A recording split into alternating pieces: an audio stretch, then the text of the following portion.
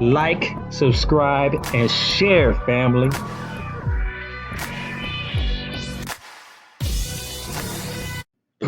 I am King David, and I am the son of Jesse, the ruler of the kingdom of Judah, and the forefather of our Mashiach, Lord and Savior Jesus Christ. In 2008, Israeli professor Yossi Garfinkel of Hebrew University found pottery evidence of my kingdom at the archaeological site of Elah Fortress in the Judean hills, southwest of Jerusalem.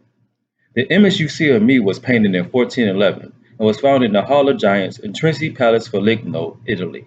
It is a close likeness of how I looked in Judea and how it was described in the book of 1 Samuel. 1 Samuel 16:12. And he sent and brought him in. Now he was ready and withal beautiful countenance, and goodly to look to. And the Lord said, Arise, anoint him, for this is he. 1 Samuel 17:42 states, And when the Philistine looked about and saw David, he disdained him, for he was but a youth, and ruddy, and of fair countenance.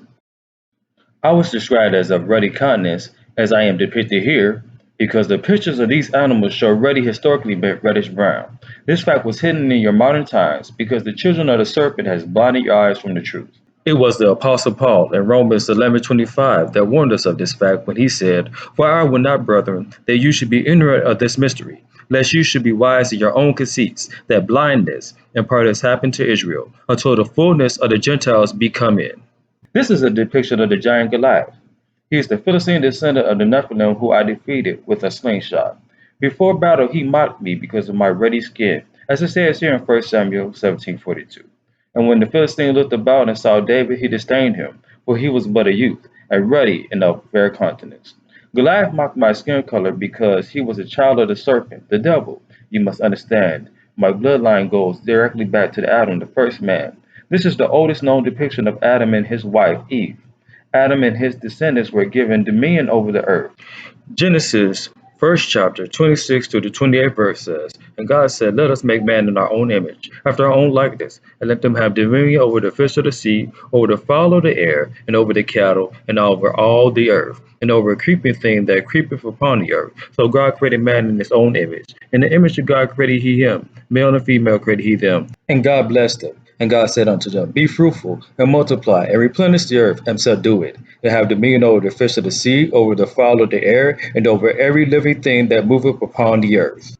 Daniel, in his vision of the Most High God, says in Daniel the 10th chapter, verse 6, His body also was like the beryl, and his face is as the appearance of lightning, and his eyes lamps of fire, and his arms, his feet like color to polished brass, and the voice of his words like the voice of a multitude. John, in his vision of the Most High God, says in Revelations the 1st chapter and the 15th verse, And his feet like unto fine brass, if they were burned in the furnace, and his voice as the sound of many waters.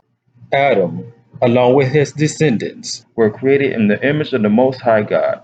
For these reasons, Satan and his serpent seed desired to erase God's image from the face of the planet. and become the rulers of the heavens and the earth. With all this said, I've come back as a messenger to all nations to warn you of the race wars and deception of the devil. The Apostle Paul warned us long ago in Ephesians, the 6th chapter and the 12th verse, when he said, For we wrestle not against flesh and blood, but against principalities, against powers, against the rulers of darkness of this world, against spiritual wickedness in high places. We are entering into the time when the children of Israel are beginning to remember who they are. High holidays that even our Savior celebrated it. We saw that last week that he celebrated this feast. All Israelites celebrated it.